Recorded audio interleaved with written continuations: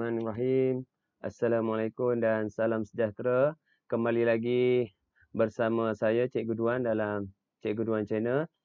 So, untuk bagi yang pertama kali masuk ke channel Cikgu, jangan lupa like, share dan subscribe dan tekan butang loceng di bawah supaya anda tak terlepas apa-apa video yang Cikgu update selepas ini.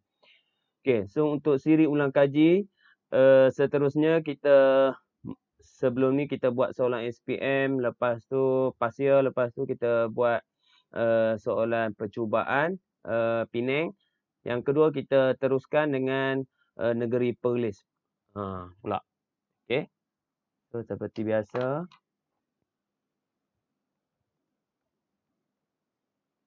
Ini nama. Okey. Kita pergi kepada soalan yang pertama. Rajah 1 menunjukkan otak manusia. Okey. Fungsi M adalah untuk mengawal. So, M apa dia? Cerebellum. So, cerebellum fungsinya keseimbangan badan. Okey, senang ni.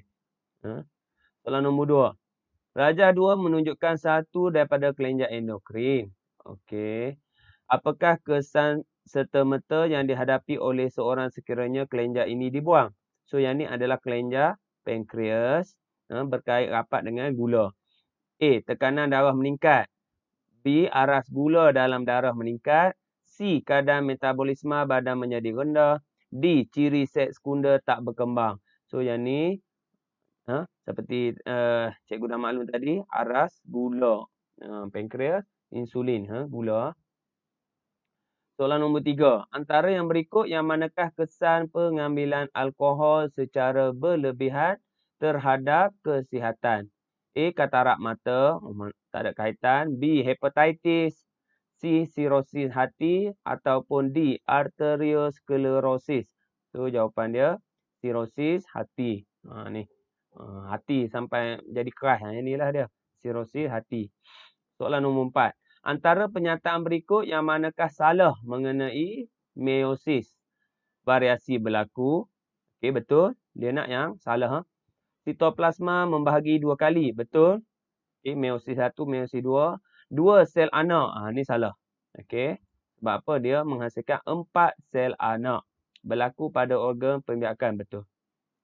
So, yang salah C lah. Soalan nombor 5.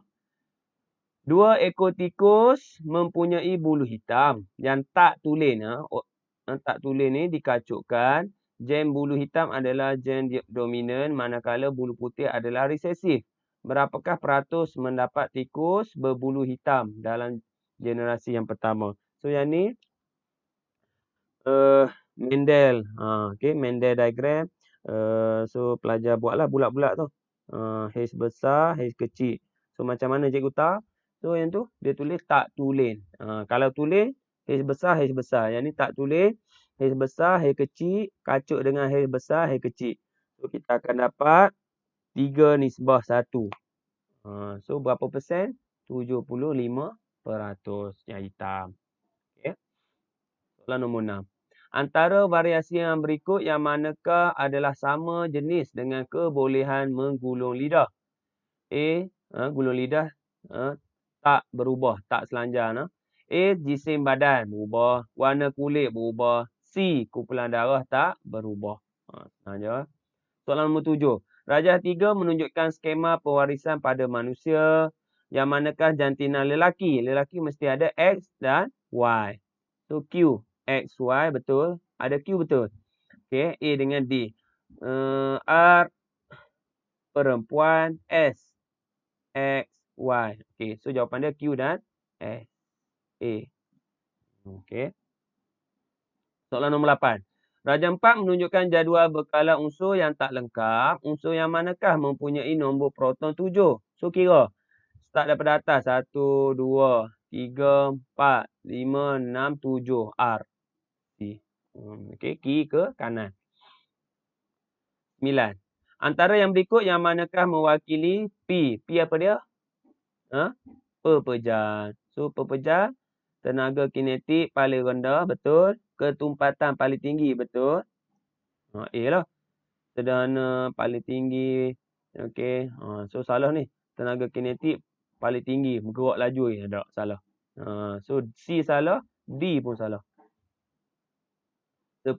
Antara yang berikut yang manakah contoh perubahan fizik? So, fizik ni yang luaran yang kita nampak. So, A, penyejatan. Okey. B, peneutralan. Ini campur, ni kimia. Pengaratan, kimia. Fotosintesis, kimia. So, jawapan dia A, penyejatan. Okey, soalan nombor 11. Jadual 1 menunjukkan sifat bagi PQR. Okey. P tak boleh mengalir elektrik dalam keadaan pepejal pun tak boleh, lebur pun tak boleh. Q, pepejal tak boleh tapi lebur boleh. R, boleh, dua-dua boleh. So, apakah bahan PQR? So, kat sini, key word dia, clue dia bagi, sini. Pepejal tak boleh, lebur boleh. So, itu adalah ion. So, Q adalah ion. Tu cara dia. So, ion, dia mengalihkan arus elektrik dalam keadaan lebur. Okey. Kita ingat tu. 12. Pernyataan manakah menerangkan tindak balas endotermik? Endotermik ni serap haba. A, tenaga haba dibebaskan. Salah. Semua tindak balas adalah berbalik. Salah. Tindak balas menyerap tenaga haba. So, ingat yang tu ya. Endo serap. Exo bebas. 13. Jadual 2 menunjukkan pemerhatian yang diperolehi apabila 3 jenis serbuk logam bertindak balas dengan oksigen. Pilih urutan yang betul bagi kereaktifan logam itu dalam tertib menaik. So, menaik maksudnya yang mesti yang paling tiada perubahan dulu, Z. Lepas tu malap, lepas tu terang. So, Z, Y, X. Z, Y, X, B. Tu. Menaik. Kalau menurun, mesti terang dulu. 14. Antara bahan radioaktif berikut yang manakah merupakan kegunaan fosforus 32? Okey. A, merawat kanser. Kanser ingat kobalt. Kobalt 60.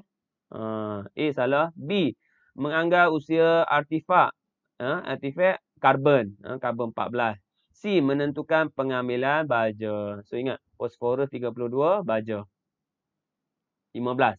Apakah kesan kebocoran radioaktif jika ia tidak dikendalikan dengan sempurna? Okey, radioaktif. Hujan asid, mutasi, penipisan ozon, pemanasan global. So, mesti jawapan dia mutasi. Okey. 16. Rajah 6 menunjukkan susunan radas bagi penghasilan arus elektrik. Sekiranya jarum emitter tak terpesong, apakah P? Okey. So, kalau tak terpesong, so mesti kalau mungkin P adalah kuprum juga. Kalau sama, memang tak terpesong. So, D. Okey. 17. Antara yang berikut, yang manakah kesan daripada penyerakan cahaya? Ingat, penyerakan cahaya ada dua. Okey, langit warna biru siang hari ataupun langit kelihatan warna merah. Pelangi penyebaran. Ingat tu. Okey. 18. Rajah 7 menunjukkan uranium 235 dibedik oleh zarah P. Apakah proses itu? So, yang ni dia tembak ni. So, bila tembak, pembelahan. Okey. Kalau gabung ada dua, deuterium ke tritium. Okey. Tu pelakuran. Pelakuran tambah. Pembelahan, yang ni. Tembak. Okey. 19. Rajah 8 menunjukkan objek di hadapan cermin satah. Apakah ciri bagi imej yang terbentuk dalam cermin satah ni?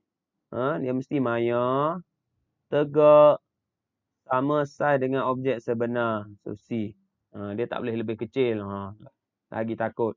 Tengok cermin. Hari-hari kita tengok. 20. Rajah 9 menunjukkan kedudukan objek M. Okey. Antara A, B, C, D yang manakah imej bagi objek M terbentuk? So, M kurang daripada 2F. So, imej dia mesti lebih daripada dia lawan. Mesti lebih daripada 2F. So, D lah. Kalau kurang, imej dia lebih. Kalau lebih, mesti kurang. Kalau sama 2F, mesti imej dia sama juga. So, ingatlah. Hafal sikit. 21.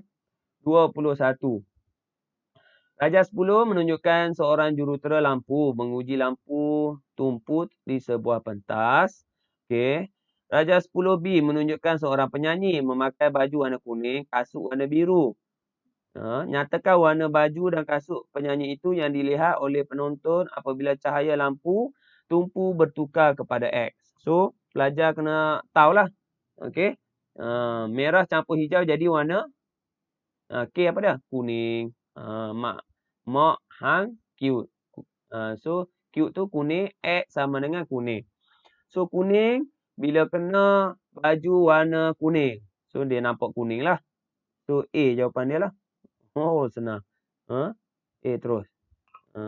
Kuning, suluh warna kuning memang nampak kuning. Okey, untuk tambah lagi info dia. Kuning kena warna kasut warna biru. Jadi warna hitam. Sebab apa? Biru tu adalah primer. Okey, hitam. Betul lah. A jawapan dia. 22. 99% besi, 1% karbon. Apakah X? Aloi apa ni? So, besi mestilah keluli. Ingat tu, besi, ingat keluli. Okey. Gangsa kuprum timah. Okey, hafal. Pelajar SPM kena hafal komposisi dia. 23. Persamaan perkataan berikut menunjukkan tindak balas kimia. Nitrogen tambah hidrogen menghasilkan amonia. Antara berikut yang manakah benar tentang amonia? Boleh menggumpalkan latex. Salah. Amonia. Salah. Dia alkali. Mempunyai takat lebur yang tinggi. Salah. Digunakan untuk membuat bahan letupan menyebabkan air kapur menjadi keruh. Bukan hidrogen dia. So, digunakan untuk membuat bahan letupan. Tolong tengoklah sikit kegunaan amonia. Okey, baja, bahan letupan. 24. Darjah 11 menunjukkan proses pembuatan bahan M. Okey, aloi lah ni. Kuprum tambah zinc menghasilkan bahan M. Antara penyataan berikut, manakah yang benar tentang proses L? Okey, pengaloyan. A. Kuprum zinc dilebur dan dicampurkan. Atom zinc menghalang gelongsoran atom kuprum daripada berlaku. Rangkai silang terbentuk menghalang gelongsoran atom kuprum. Atom kuprum dan atom zinc bergabung membentuk polimer rantai panjang. So, yang paling tepat adalah atom zinc. Zinc zinc yang asing ni. Okey. Asing menghalang gelongsoran atom kuprum daripada berlaku. Okey tu. 25. Apakah contoh mikroorganisma X? Virus, bakteria, kulat, protozoa. So, satu lagi adalah alga. So, contoh alga, Mucobacillus amoeba, protozoa. Spirogyra. So, jawapan dia Spirogyra. Okey. Bacillus, bakteria. Muco, kulat. Okey, amoeba, protozoa. So, D lah Spirogyra. 26. Antara yang berikut yang manakah benar tentang patogen dan penyakit yang disebabkan olehnya? Virus, disenteri. Disenteri melibatkan usus. Okey. Bakteria, kolera. Okey, taun, betul. C, kulat, cacah air. Salah. Bakteria, cacah air. Protozoa, batuk kering. Ini bakteria juga. So, jawapan dia bakteria, kolera. So, pelajar kena hafal lah virus penyakit apa. Bakteria, apa dia, kulat dan protozoa. 27. Antara bahan berikut yang manakah paling sesuai disapu pada luka? So, mestilah iodin. Takkan nak sapu formalin. Lagi pedih.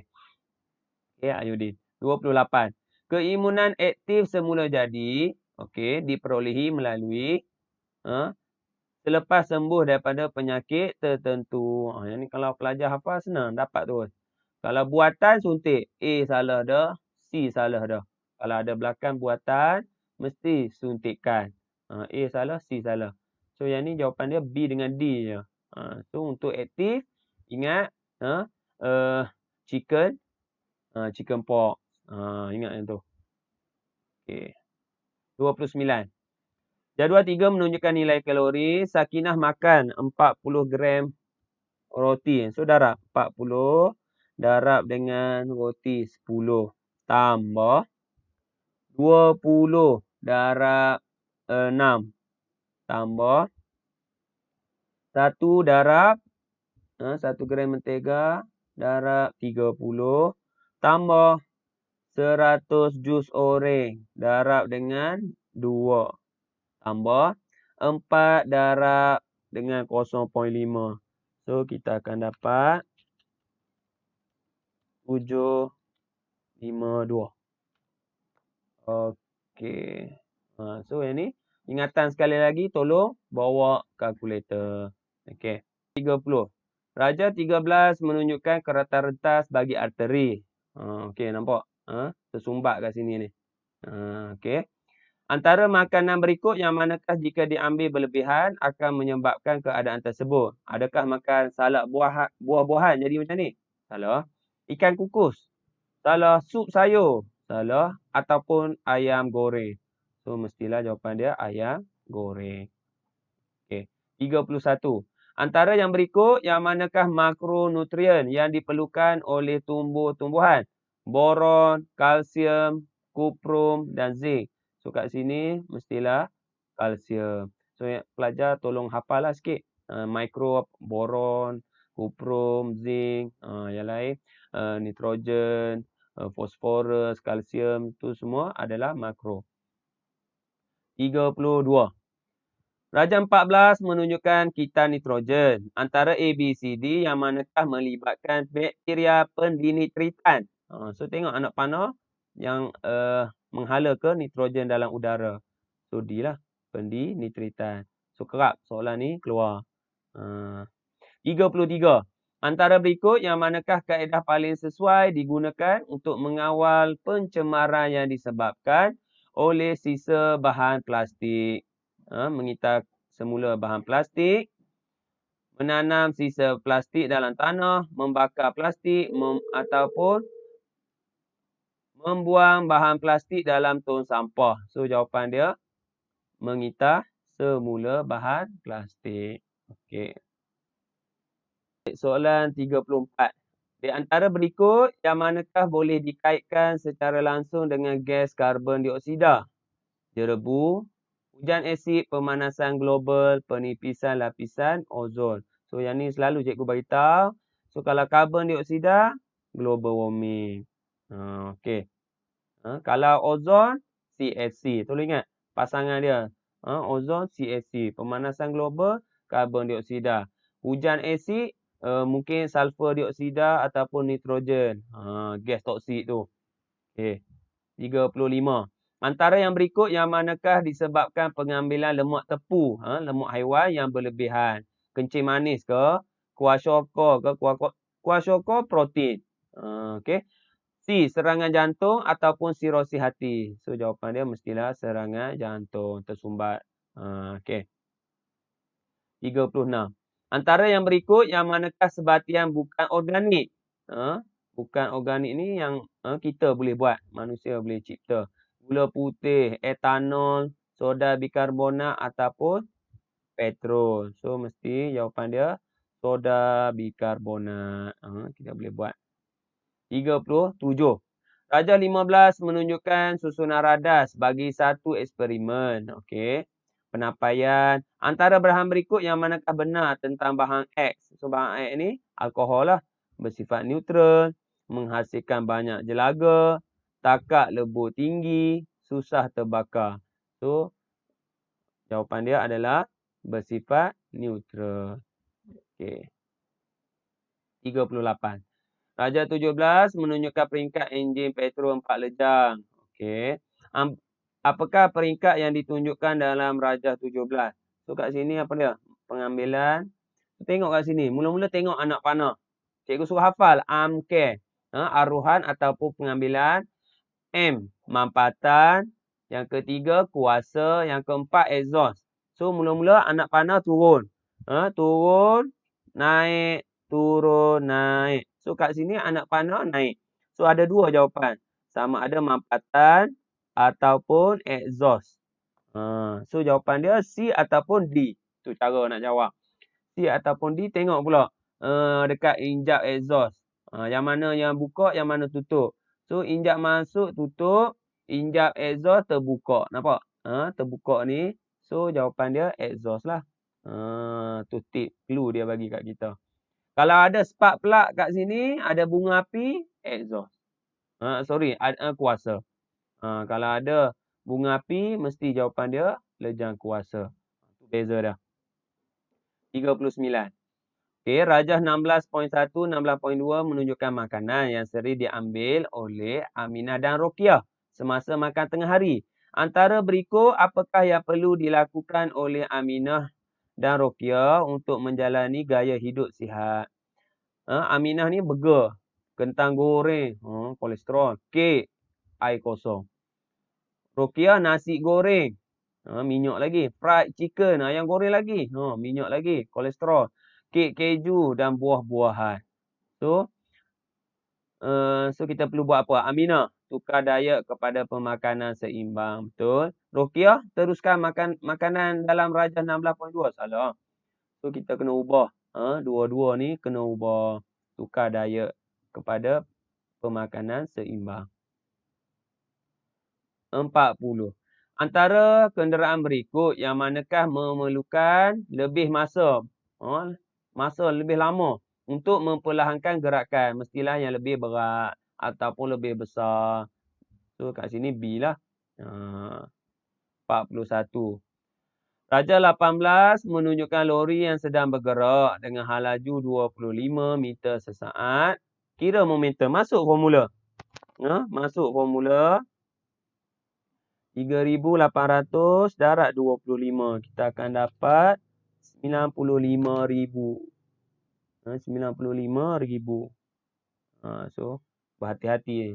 Jangan terlalu gairah. Terus A. So, tengok betul-betul. 95,000. 1,000 ada 30. Okey. 42. Berapakah daya yang diperlukan untuk mengangkat kereta yang mempunyai berat 9,000? So, masuk formula. Daya per 0.03 sama dengan 9,000 per dengan 1.5. So, kita akan dapat 180. B. Ada apa? 43. Encik Kamaru mendapati tumbuhan ek yang ditanam di antara pokok kelapa sawit di ladangnya dapat menjadikan tanah lebih subur. Apakah tumbuhan ek? So, mestilah pokok ke kacang. So, yang paling tepat kacang tanah. Okey. 44. Rajah 20 menunjukkan satu makanan terproses. Susu ni, susu segar. Apakah kaedah? Mestilah pempastiuran. Tiap-tiap tahun keluar SPM. Ini. 45. Rajah 21 menunjukkan label makanan yang telah diproses. Tentukan maklumat yang tertinggal pada label itu mengikut peraturan makanan 1985. So, kandungan nutrisi, nilai kalori, tanda halal, tarikh luput. Yang paling penting, tarikh luput. Tolong ingat. 46. Rajah 22 menunjukkan sejenis plastik. Apakah kebaikan plastik ini? Dapat diuraikan. Ini plastik apa? Terbiodegradasi. Sebab apa? Dia boleh diuraikan oleh bakteria. Dia senang hancur. A lah. 47. Antara berikut yang manakah bukan plastik? Okey. Backlit plastik. Polyethylene plastik. Melamina plastik. So, ABC plastik. So, yang bukan adalah thiokol. Thiokol polimer. 48. Diberi frekuensi gelombang 20. Hal laju gelombang 30. Hitungkan panjang gelombang. So, panjang gelombang sama dengan hal laju 30 bahagi 20. Kita akan dapat 1.5. 49. Rajah 23 menunjukkan simbol komponen elektronik. Transistor. Apakah fungsi komponen tersebut? So, kalau kamu hafal, transistor fungsi dia sebagai penguat arus. Penyimpan tenaga elektrik, kapasitor. Okey. Last. Antara yang berikut yang manakah benar tentang satelit komunikasi? Terletak di luar orbit bumi, memperoleh tenaga daripada stesen satelit bumi, 3 satelit diperlukan untuk komunikasi seluruh dunia, membuat satu edaran lengkap. Mengelilingi bumi dalam masa 1 bulan. So, yang paling tepat C lah, 3 satelit. Di 3 lautan tu. Okey. So, kita try. 50/50. Alhamdulillah. So, jika anda suka video cikgu, jangan lupa like, share dan subscribe dan tekan butang loceng di bawah. Okey, sehingga berjumpa lagi dalam video akan datang bersama ulang kaji dengan Cikgu Ridwan. Okey. Assalamualaikum.